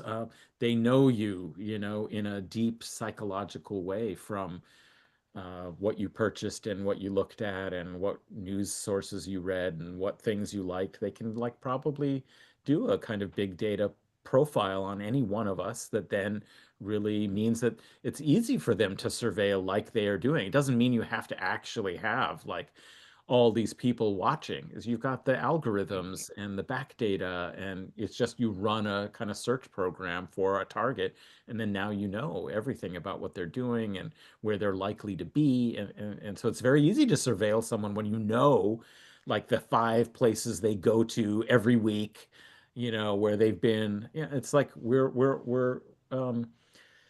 not mysteries to anyone if they don't want us to be.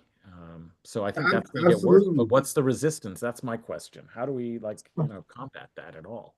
I don't know. Well, still it's never too late to get some alternative accounts set up and an extra phone here and a burner phone. Just to be safe. Yeah. I'd like a Because it's list of only going to things get I could worse. do from Joe, and I'm happy to do them, but I do think like I've been online very public. Too long. It's like Uh, I'm just waiting. uh, I actually am always like wondering like is this the day that like somebody decides that I've become, too too outspoken. much of an annoyance to somebody that like then I'm going to be on like Canary Mission and get hundreds of emails from bots and Mm. Zionist activists, trying to get me fired or for something I've said on. I mean, I gave them so much material just an hour or a couple hours ago. Like, I mean, eventually it could happen, right? I Wait, mean, so Adnan, nothing like But that has happened to you? there That was a has recent happened. Canary See, Mission. I mean, the thing is, you have to just, I think being public and just being forthright and connected, having connections with groups Mhm. actually helps you. Mhm. One day, my little company was flooded with over 60 emails. Wow. Basically rendered, and they were all saying the same thing. You don't know this scientist in your organization, blah, blah, blah, all to my boss. Now, my boss said something like, "Oh, I think, Trump is doing this to you." I said, no, I think it's just these pro-Israeli types. And just the other day, I mean, who is it? Scott Ritter, who is not a stranger to being criticized or deplatformed and everything. He just got debanked. He did? One of his banks just, grabbed his assets. Yeah, so I think And also I think Adnan, um like we're old friends, guys, so I'm not kissing his ass, okay? So, but I think the way Adnan puts it so eloquently, if you see like his critiques are cutting and real, but the way he expresses them online, like I mean, for him to survive the Instagram algorithm post October 7th, particularly post like the student demonstrations and the subsequent crackdown on them post October 7th, to survive on a video platform as massive as Instagram, and not get banned, because I assure you, I know dozens of people who got banned. It's the way that Adnan puts his point across.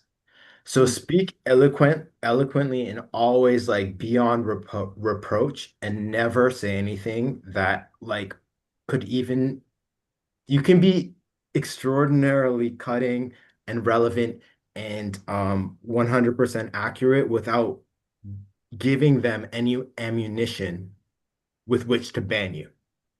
So they like, don't need I applaud ammunition. you for that. Like it's so your posts are so You just have to be, ready, and Adnan enough of a fan base and certainly has enough of a reputation, and that's what usually allows you to recover very quickly from that. Yeah, Adnan's that's in what Canada. I'm here for, like TAC, look, I gotta renew my bonds in case like I get No Adnan, offense, no don't worry, offense.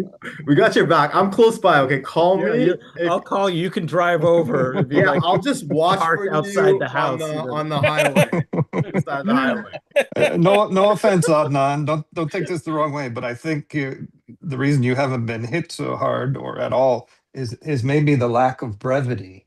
Yes, I was Yeah. just thinking the same. They don't have the patience They to don't have the patience to listen to 2.5 hours to pick out the one line. It's like over avalanche them with analysis. my phone But got tired of my phone shut down. I was like, what the hell, in the midst of your talk? So sorry about my phone. Damn you, I'm gonna slap my phone. Adnan, do you go to the US anymore though? Because that's a factor to be Well, concerned about. I'm interested to see I haven't had problems entering the United States recently. Obviously, I'm a citizen, etc., but I haven't been harassed and all of that. However, since I haven't entered the US since I visited Tehran and returned, and I've been speaking about it openly that I went there. So that'll be interesting to see if that has changed. And I also just learned like yesterday, and actually was posted online. He posted his response. Momadou Tal, the graduate student from Cornell who is host of the Malcolm Effect and had started a suit, against the Trump administration for, some violations of First Amendment rights by, trying to make threats against international students that they would have their student visas revoked and so on if they were involved in pro-Palestine solidarity. So he was obviously somebody who would have been targeted by that as an international student, and he had a suit, and they then put out like I don't know, some kind of like APB, as it were, or whatever, that he was going to have his visa canceled, and so he just left the country and he hasn't returned. But he he is a British citizen, I believe a UK citizen, but he was detained for many hours at Heathrow Airport, like some other journalists and activists and people that we know under the Section 5 of the Terrorism Act, where they can take your phone. They took his devices, which they haven't returned, and they subjected him to questioning interrogation. You don't have the right to remain silent under this law for, and it was obviously not having anything to do with anything other than the fact that he was Palestine activist. Anyway, somebody like that, he's a citizen of his country, but they have those kinds of laws, and it's clear that um, this kind of thing is happening more and more. And so maybe going into the US, I might have a problem in the future. And certainly maybe even going to the UK. I mean, I'm on his contact lists and things like that. We're on some, signal groups and things. So maybe, they've taken his phone, they do a kind of network analysis. Those names go in some data bank next time I go to the UK, which I do pretty frequently for conferences and things. Who knows? This is what we're kind of working with now. I think Joe's right. We should try and have like a few backups just to make it harder and give ourselves some layer of protection. But Marianne is absolutely correct, is that the main kind of force of resistance to this is the kind of connections and solidarity that we might be able to bring together. I know it has worked for many people who do have large followings and are very kind of forthright about their views, that like when there has been attempts to attack them to try and get them fired, to put pressure on employers and so on, that having a lot of people who defended them or said this is outrageous, etc., has been helpful, or that you can recover quickly, as Marianne said, from that. But John, also like just to sort of like expand on Adnan's point, I was a finalist for a few of the Canadian Podcast Awards end of last year, and we were all like this like the top five of each was supposed to go and do this tour in the States, through all like the fan expos, and they canceled it because they're worried about people were worried. And so there were 25 of us that total that were supposed to go. And a lot of people were worried about crossing the border, and the podcast awards looked into it, and they said it's not worth the trouble, because it would be terrible if someone got detained. And there was a case of I'm sure you guys have heard of this. Forgive me, I forgot her name.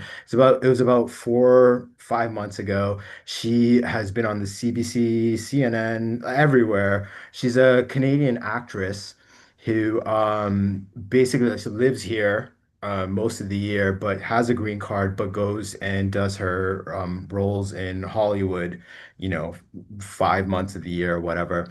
She got detained and was held in basically a prison for 3 weeks. So ever since then, it's had like an utterly chilling effect on people who, like Canadians who want to travel to the US.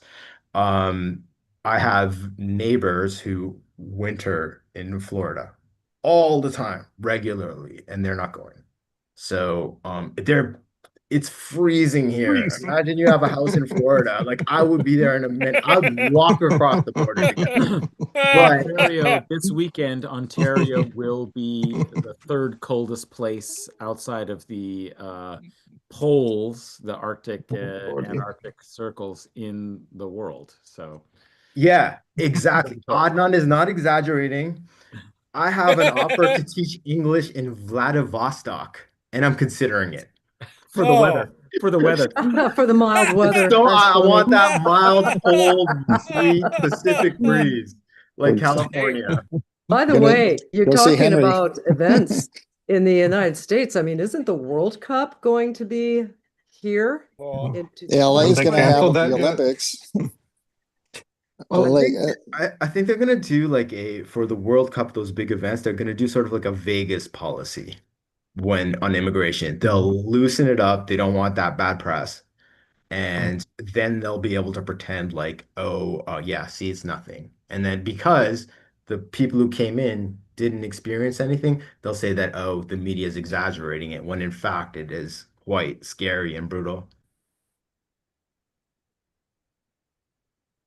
Speaking about traveling, Adnan, you had a solo show a couple weeks back, where you were discussing your um, not inordinate amount of travel, but a fair amount of travel, particularly to the Middle East, and not having been there for a lot of your life, but having that connection, doing the studies, and this sense of being there and how that affected you because you were in Turkey, Iran, some other places I can't remember.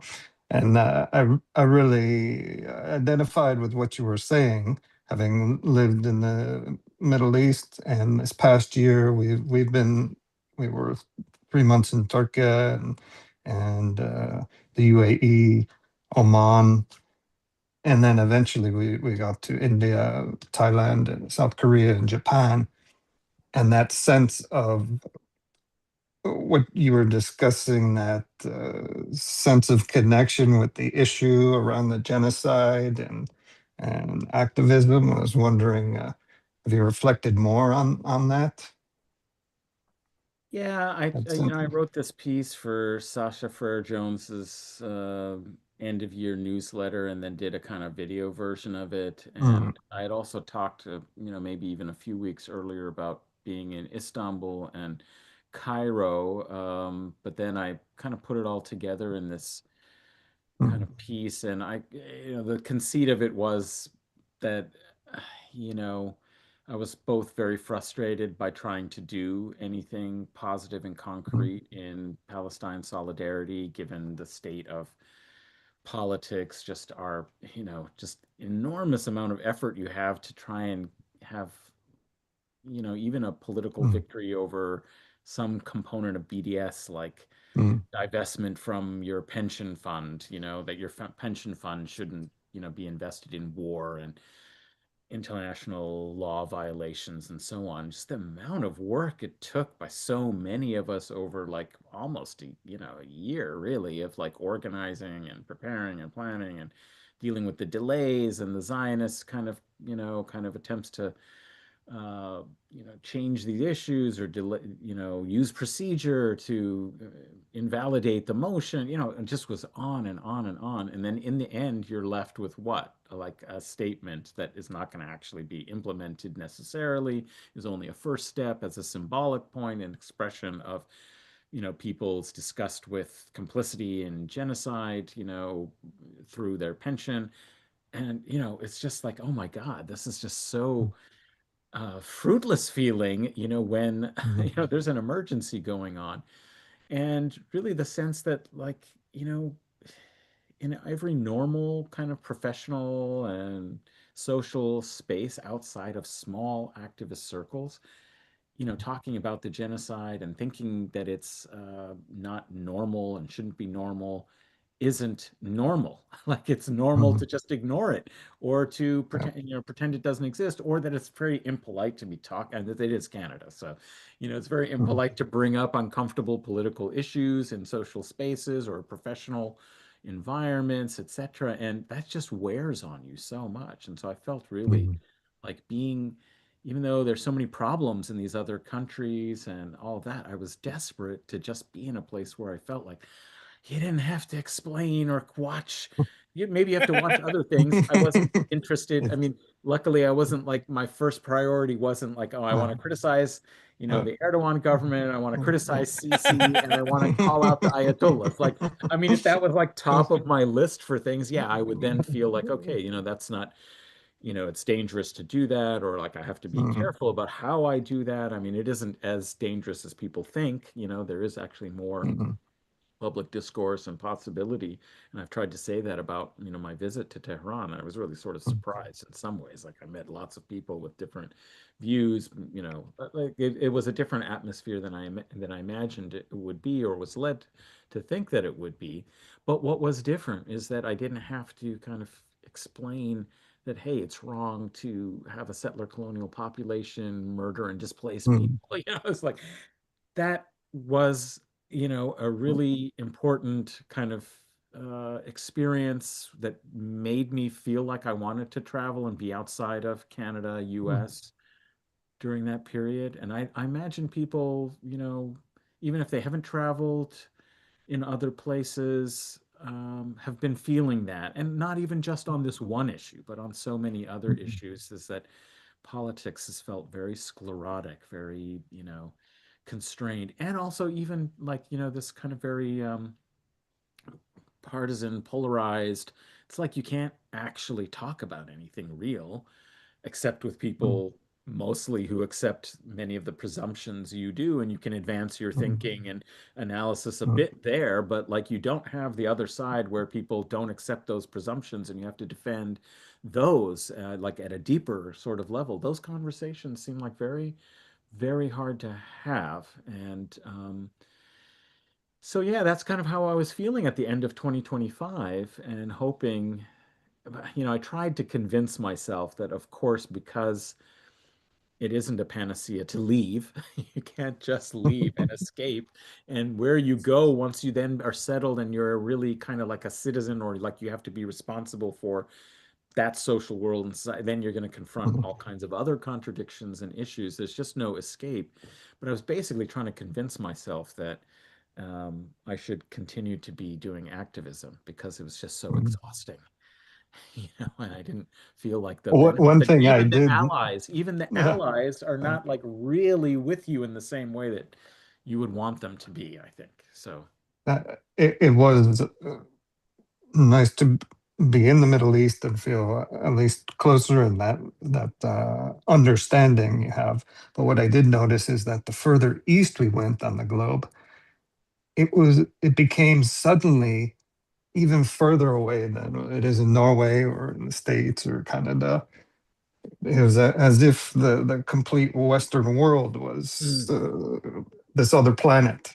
yeah, interesting. That was very strange Well, it's because it is. sensation. Mhm. It is, man, dude. Trust me. But My I family. didn't even hear shit about the United States trying to go to war with China. I mean, I would imagine that'd be like on the headlines of everything.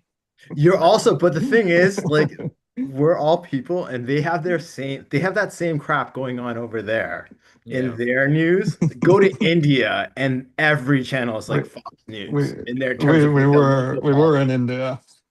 Yeah, yeah, but like, Yeah, but trust me, I know yeah, exactly what you're saying yeah. because like Mm. living in the West and going back to India, I'm sure Adnan can attest to this as well. Every time like you go back, it's like a culture shock. Just ask And, Harsh. He is from and India. yeah, and no, but there's certain like I don't know subconscious anxieties that exist for a person in the West like you were saying that like Mm. you have to always be careful about what you say politically, whereas I find in the Mm. East you can sort of just like rant about like your politics and everyone is and you'll be forced to because people will talk on the same level with you, and it's not just because someone is more fiscally conservative or whatever, like it doesn't mean that you can't like speak to them. Mm. But here, like when you say like, oh, where are your politics left, right, or whatever, I don't know. Unfortunately, in Canada, it always involves drinks whenever anyone brings up politics, because we're all too polite. Um, but yeah, over there, like politics is sort of more part of culture, and I think because of that, and because of a general sort of like at least not societal, but at least a large segment of the population, participates in it or has an interest in what is happening. Because let's be real, a lot of the Eastern governments are very corrupt. So they're willing to sort of like discuss it, um, absent emotion. Whereas I feel like here we everyone has it gets pent up and then it gets released, in a crazy way. Interesting. Although I think, like, for example, Turkey is very polarized. It reminds me of the US in some ways, like the secular kind of oriented people who are very critical of the government, and the same sense of victimhood that like the people in power seem to have because of like previously feeling like they were marginalized by the secularist. And so it's just like some completely different worldviews. Maybe they could talk with me as like a kind of outsider. It sort of still has a connection, but I think I don't know. I wonder, if it's really that different in some ways. It felt to me like in Turkey they have their own kind of like MAGA versus, it's not the same, but I mean the structure is the same in the sense that it's very polarized and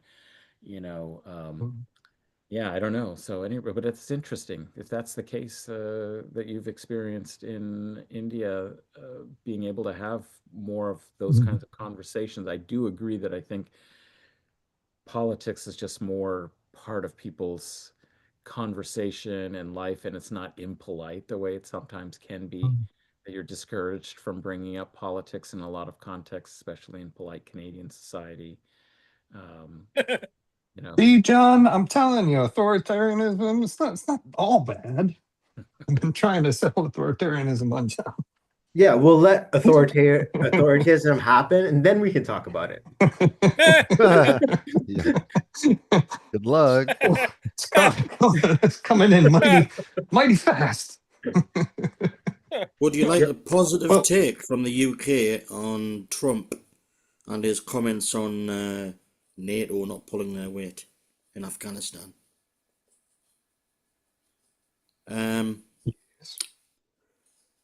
It's even the right's turned against him, the people at least, and it's forced Starmer to demand as much as he can an apology from Trump. And it's put the likes of Farage, the right-wing nutjobs, in a weird position because they cannot be seen to be on Starmer's side, as Starmer is actually representing pretty much all of Britain at the moment, because left, right and centre in Britain was sick of fighting in America's wars. But now don't they have to say, hey, we killed a lot of Taliban too? What are you talking about? Well, what they're saying is, no, because Trump's saying is, you didn't pull your weight. But then they're said, saying, like, we did. he said those we killed a NATO lot. countries, he's saying those NATO countries were behind the lines. They weren't even on the front line. Then we lost thousands of troops. Right. So it's oddly put the right wing here in Britain in a position where they're stuck, because they were very much on the rise. So it might have tripped them up. There you go. Well, as we're about to wind down, let me freshen up the soup a little bit here. It's kind of gone cold.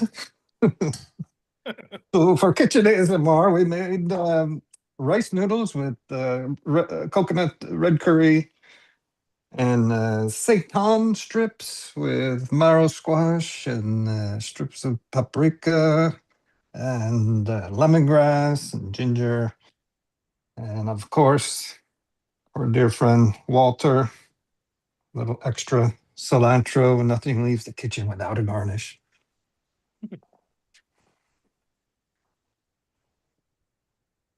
Nice. Thanks for everybody for showing up. That was wonderful. Nice to see everybody's faces and voices. So good to see all of you guys. Love you guys. I'll be hanging around. Thank I just you. need to let my dog is protesting me. So Arjun, where is your dog? I was going to ask, is your dog American, Canadian? What is it? What is your dog? Wilberforce is 100% Mennonite Canadian.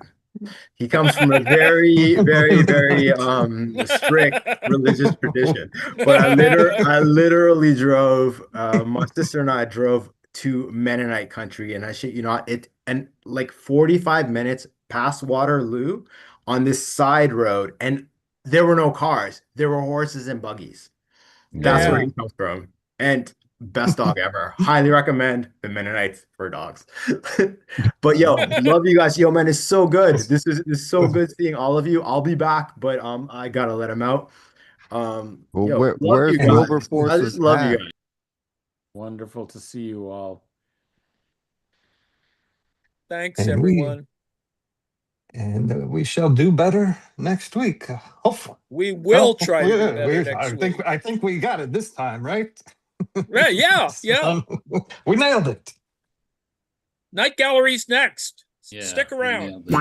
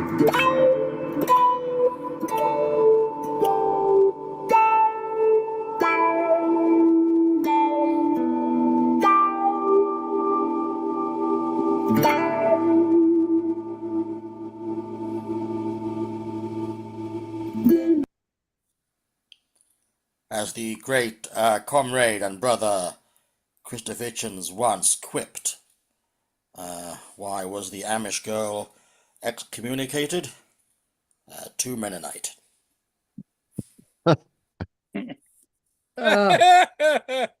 Elaine, YouTube is still going.